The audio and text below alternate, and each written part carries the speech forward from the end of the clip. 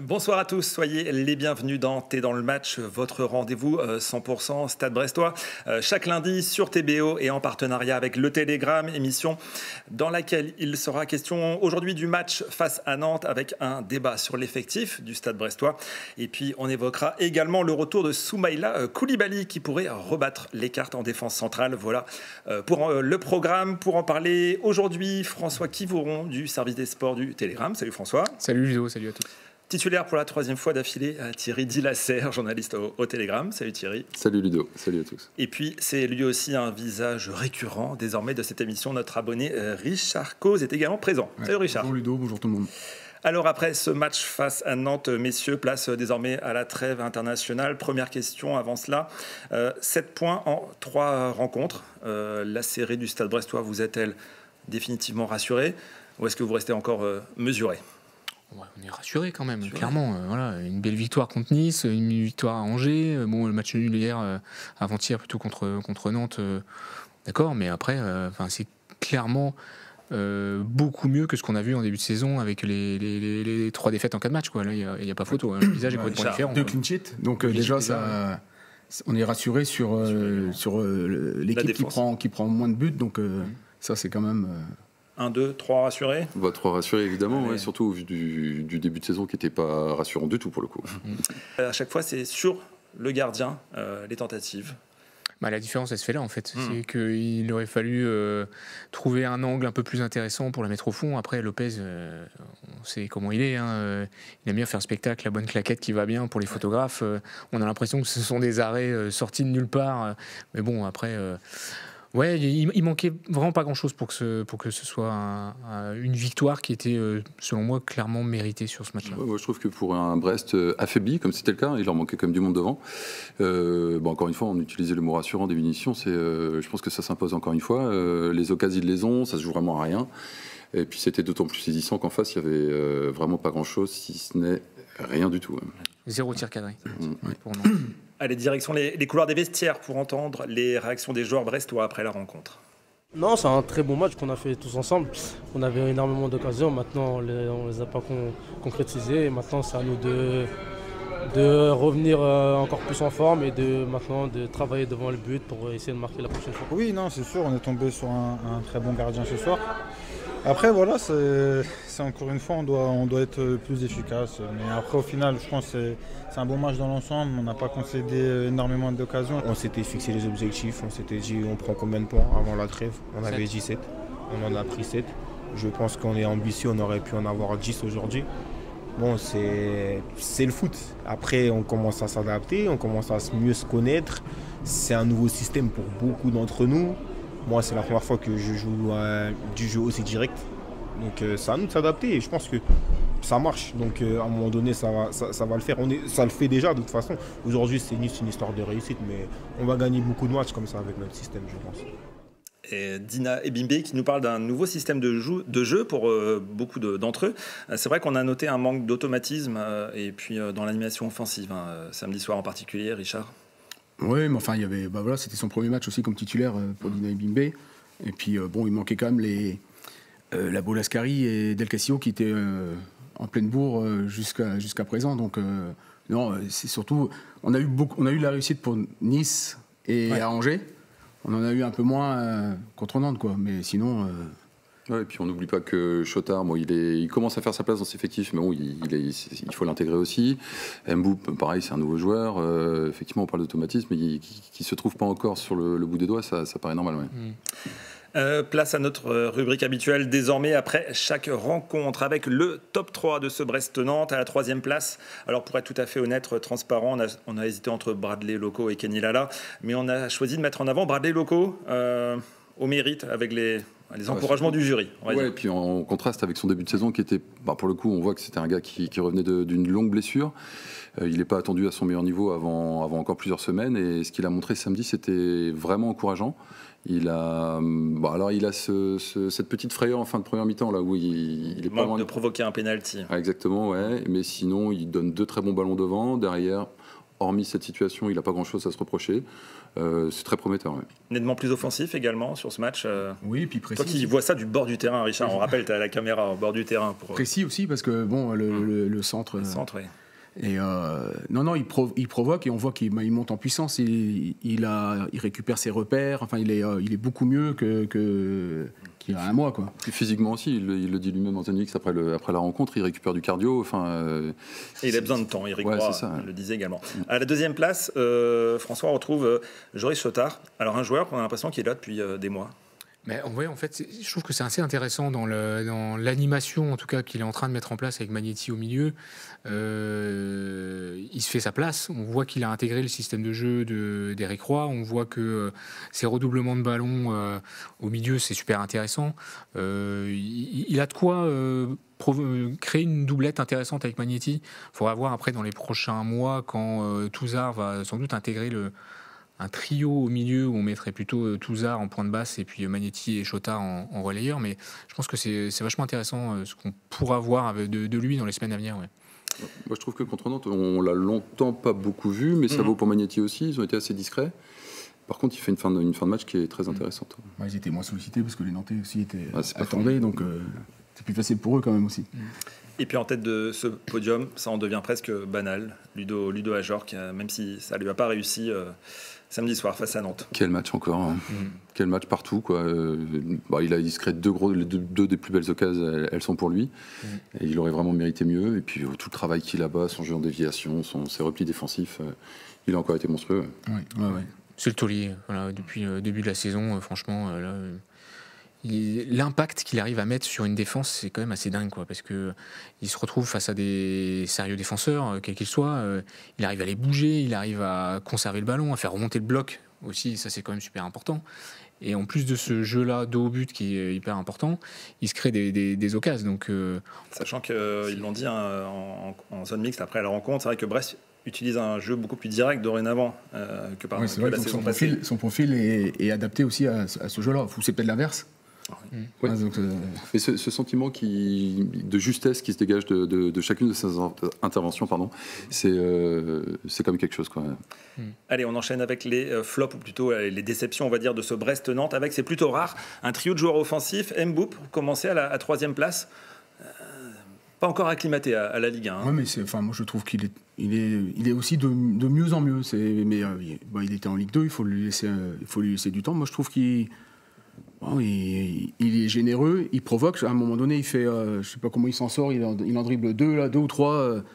Donc moi je trouve qu'il faut lui laisser du temps et par rapport au premier match, il est déjà, je trouve, il y a du mieux. C'est lui qui donne le ballon à Dynamite aussi. Il a cette grosse occasion là, sur le bon centre de Locaux. Moi, je trouve presque injuste de le trouver là. Alors, effectivement, c'est très jeune, c'est très friable. 5 sur 10. C'est 4, 5. Ce jeu des notes est toujours un peu délicat. Il y avait des collègues qui étaient plus favorables à un 4. Il perd énormément de ballons, mais encore une fois, comme disait Richard, c'est un garçon qui découvre ce niveau-là, qui est encore tout jeune. Donnons-lui le temps, quoi. Kamori Doumbia, qui peine un petit peu à nous convaincre, qui est régulièrement cité quand même dans On retrouve depuis plusieurs semaines dans nos flops, malheureusement. En fait, c'est une question de rendement. Il perd des ballons aussi au milieu. Il est dans un poste de quasi numéro 10 à l'ancienne, un peu. J'ai pas l'impression que ce soit son poste de prédilection. En sélection, il joue un peu plus haut. Et puis, dans les 30 derniers mètres, quand il faut être décisif avec une bonne passe ou un bon appel, pour l'instant, il ne répond pas à tous ces critères-là. C'est également Eric Roy, samedi soir après la rencontre. Juste rapidement, pour terminer, Junior Dina Mbimbe, première titularisation. Il fait partie de ses flops. Il a quand même des circonstances atténuantes. C'est pas son poste, il n'a pas de rythme. Blessé, pas complètement remis de sa blessure à la cheville. C'est pas son poste. Ouais, voilà, c'est ça, c'est pas son poste. C'est la première fois qu'il est titulaire. Donc c'est... non... Oui, c'est tout le jeu des notes. Il n'a pas été suffisamment percutant sur un joueur qu'on attend sur un côté, quoi. Après, je pense que au-delà du fait que sa tête, si ça rentre, c'est clair. Mais Ce que j'allais dire, c'est que même si c'est pas son poste de jouer ailier, s'il est milieu de terrain, il est un tout petit peu plus bas. Je pense qu'il a les qualités techniques malgré tout pour réussir à un poste d'ailier. Il a de la puissance, il a de la vitesse. Il peut normalement réussir à ce poste-là. Et encore une fois, c'est un joueur qui, si Del Castillo est apte à jouer, ne joue pas samedi. Allez, on enchaîne avec le classement de la Ligue 1. Après cette 7e journée, Brest 11e qui perd 2 places au classement. À l'avant, sa bataille dure entre Paris, Marseille, Strasbourg et Lyon, alors qu'à l'arrière, seul Metz est pour l'instant distancé. Prochain match dans 15 jours après la trêve internationale avec le derby au Moustoir face à Lorient. Une rencontre qui va clairement compter dans le calendrier de Paris. Ouais, quand on voit le classement, c'est là on se rend compte que les 7 points pris sur les 9, là, ils étaient bons à prendre parce qu'il n'y a que 2 points d'avance sur Auxerre, 16e. 3 sur Angers, 17e, c'est quand même très très serré dans la deuxième partie de tableau là. Et la rencontre, je le disais, face à Lorient, qui va compter dans 15 jours. Ah bah ouais, là ça c'est un derby, ça fait longtemps qu'on n'en avait pas eu, on est content de le retrouver aussi parce qu'il va y avoir de l'enjeu. Ouais, ça va être Lorient qui reste sur des performances pas géniales, hormis la victoire contre Monaco, là contre le Paris FC c'était clairement pas au niveau, donc là ouais, ça va être super important. Attention de ne pas prendre de carton parce que Lorient Lorient a réussi spécialiste, en supériorité numérique. Les 2 victoires, c'est à chaque fois en supériorité numérique. Donc, Et de ce derby, il sera question la semaine prochaine, T'es dans le match, avec cette question, Lorient-Brest est-il devenu le nouveau derby qui compte? On a posé la question aux supporters brestois, extrait. Non, c'est le derby de l'année, je pense aussi. Ouais. Si Brest, Lorient, c'est le derby. Est-ce que le derby contre Rennes serait pas, comme il est plus souvent, est-ce que ce serait pas plutôt celui-là? Ça reste un derby, mais c'est pas comme Guingamp où ça peut. Avec Guingamp, il y a une petite rivalité. Avec Lorient, c'est moindre. Forcément, on les joue régulièrement.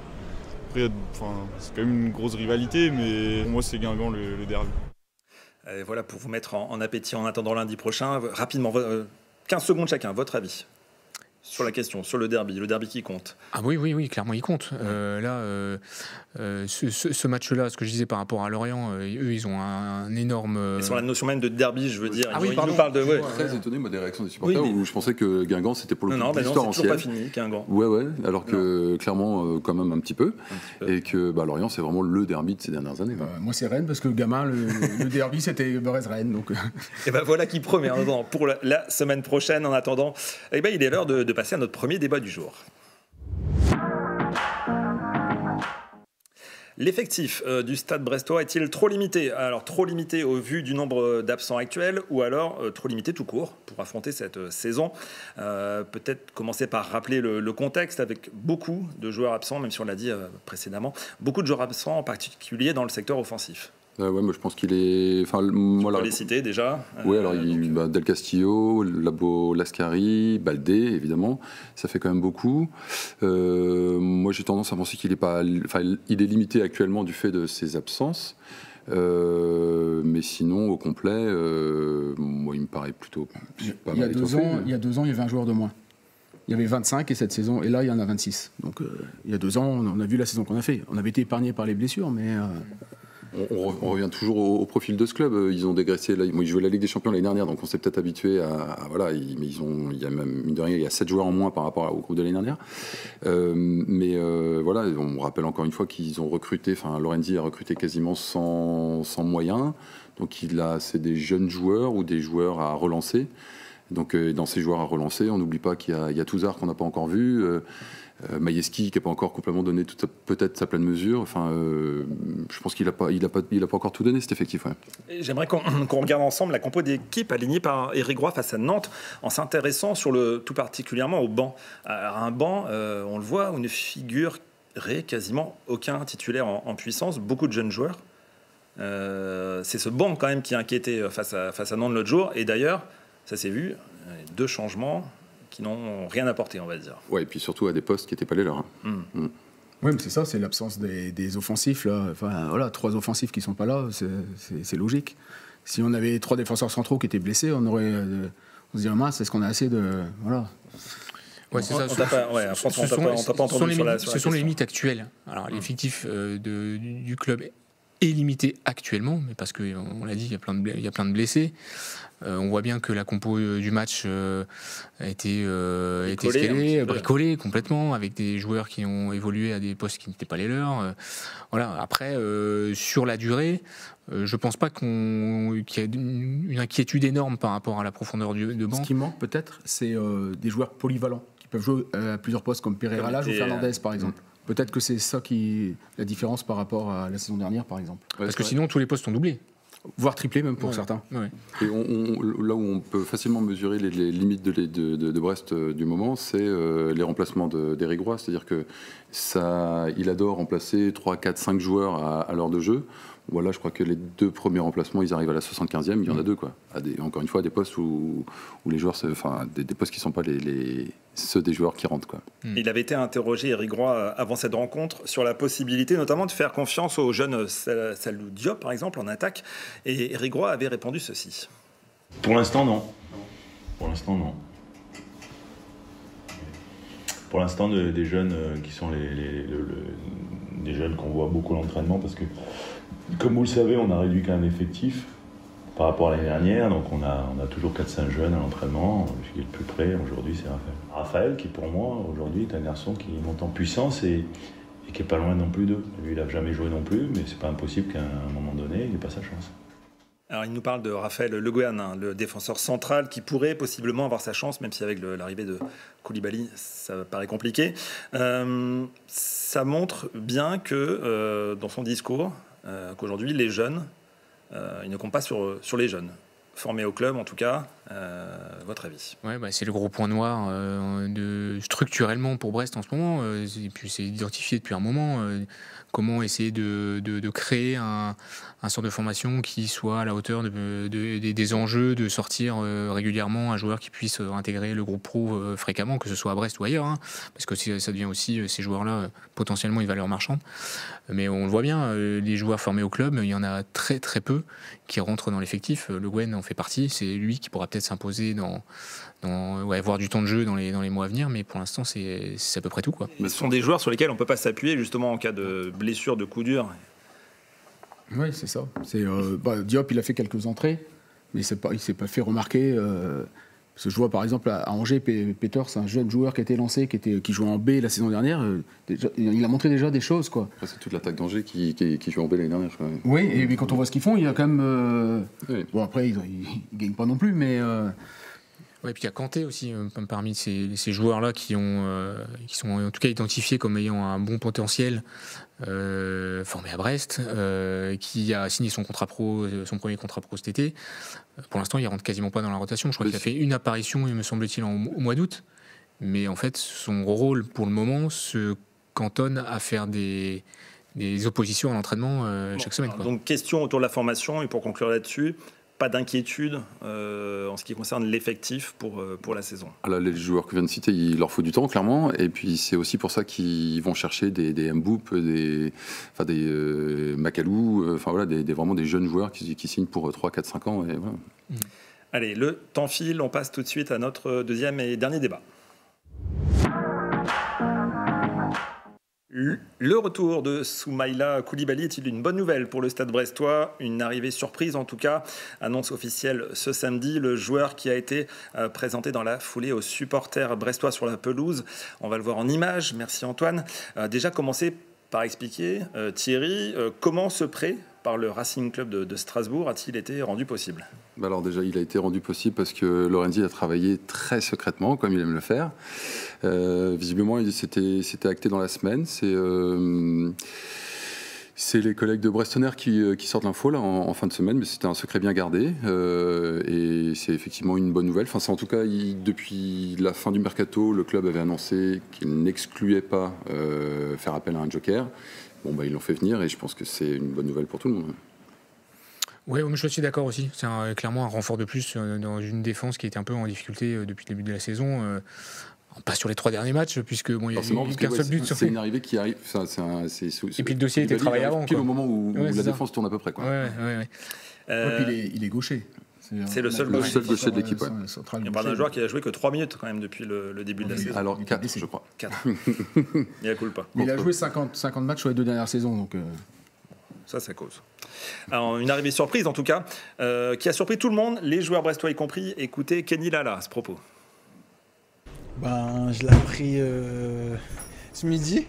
J'étais vraiment pas au courant parce que je regarde vraiment pas les médias et tout. Donc j'étais pas au courant, c'est Brendan qui me l'a appris au repas.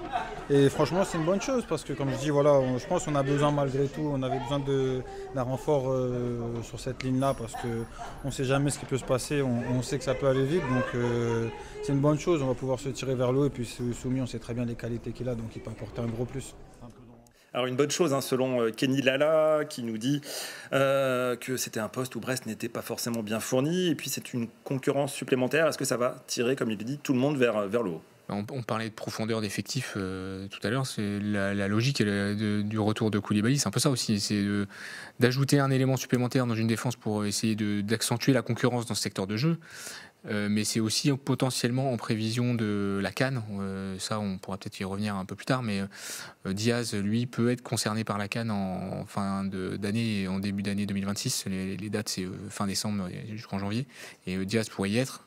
Koulibaly serait clairement là, est venu ici à Brest pour essayer de renforcer le secteur. Ouais.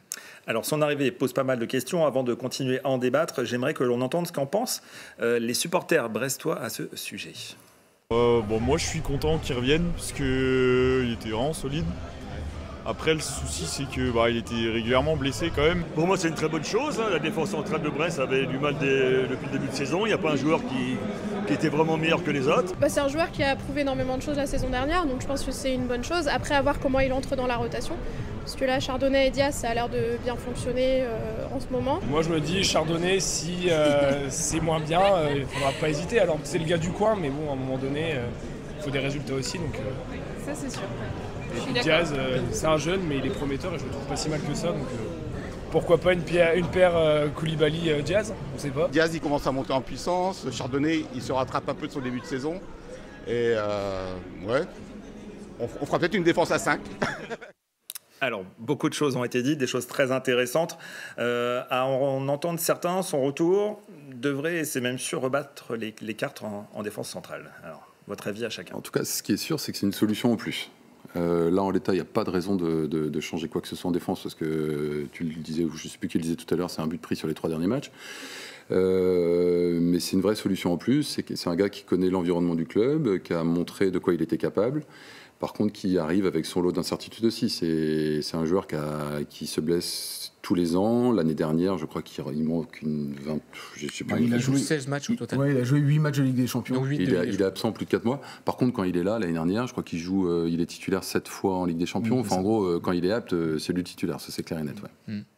Alors, toi, Thierry, ton discours, c'est de dire que ça ne va pas forcément rebattre pas dans l'immédiat, tout de suite, pas dans l'immédiat. C'est une vraie solution. D'autres, on entend les supporters, selon certains, c'est pas forcément une bonne nouvelle pour des joueurs en place. Là, en fait, le potentiel qu'on a vu de Koulibaly la saison dernière, au moment où il était en pleine possession de ses moyens, c'était titulaire indiscutable. S'il revient et qu'il retrouve ses moyens à 100%, ce sera peut-être pas le cas avant le derby, ou ce sera peut-être d'ici le mois de novembre, mais ça peut en effet rebattre les cartes. Si Diaz se confirme les bonnes prestations qu'on a vues jusqu'à présent, si Chardonnay, qui était un peu en difficulté au mois de septembre, il continue à être aussi en difficulté, peut-être que oui, en effet, Chardonnay pourrait perdre sa place. Après, moi je dis avec d'autant plus de facilité que ça ne va pas rebattre les cartes dans l'immédiat, parce que de toute façon, je ne suis pas sûr qu'il soit tout à fait prêt à jouer. La rédaction tout à l'heure a réussi à joindre son agent. Il a été opéré d'une pubalgie l'hiver dernier. Il a eu deux pépins musculaires dans la foulée. Tu le disais, il a joué 3-4 minutes cette saison. Je ne suis pas sûr qu'il soit totalement prêt à jouer dans l'immédiat, quoi. Richard, tu nous disais tout à l'heure, il est gaucher. Si on l'installe à gauche de la défense à terme, on met qui à ses côtés? Faut se mouiller. La saison dernière, la charnière centrale Chardonnay et Koulibaly fonctionnait. Donc il y a déjà eu des automatismes. Après, je pense qu'il peut jouer aussi avec Diaz, donc il n'y a pas... Et puis la charnière Chardonnay-Diaz, elle marche pas mal aussi. Hein. Ouais. Oui, voilà, c'est ça. Et l'abondance de biens ne nuit pas. Hein. Oh, voilà une sage parole pour terminer. Messieurs, merci à tous les trois pour votre présence. La semaine prochaine, à ma place, vous retrouverez Anthony Berthoud. Il sera question notamment, on l'a dit, du derby face à Lorient. En attendant, vous pouvez continuer à nous suivre sur le site internet, les réseaux sociaux, Insta, Facebook et la page YouTube du Télégramme. Merci pour votre fidélité. Bonne semaine et à très vite sur TBO. Bye bye.